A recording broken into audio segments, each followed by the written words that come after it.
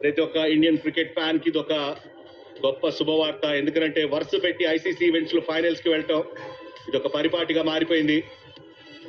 Indian batting card ఇది. రోహిత్ 28 కి Shubman Gill out, Virat Kohli 84 98 balls లో, Shreyas Iyer 45, Axar Patel 27, KL Rahul not out 42, Hardik Pandya 28 and Jadeja 2 not out.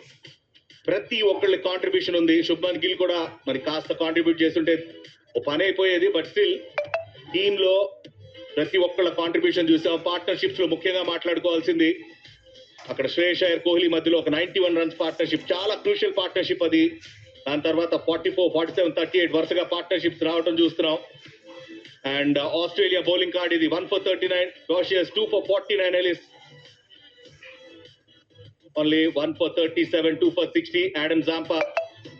But ఆ ఎఫర్ట్ ఏదైతే ఉందో అది సరిపోలేదు. 48.1 ఓవర్లలో మరి రన్ చేసి పూర్తి చేసేశారు India.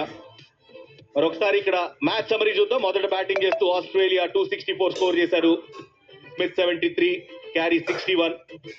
And Indian bowling unit లో pick of the bowler 3 for 48 Mohammed Shami, Jadeja 2 for 40, Varun 2 for 49.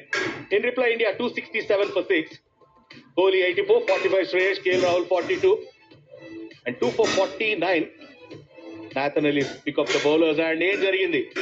Match గెలిచిన కారణంగా ఇండియా ఫైనల్స్ కి చేరుకుంది. ఫైనల్ కి చేరుకున్నటువంటి మొదటి టీమిండియా. మరి రేపు సౌత్ ఆఫ్రికా, న్యూజిలాండ్ ఆడతారు కాబట్టి అక్కడ ఎవరు గెలిస్తే వాళ్ళు ఫైనల్స్ కి చేరుతారు. South Africa, New Zealand second semifinal రేపు మధ్యాహ్నం 1:30కి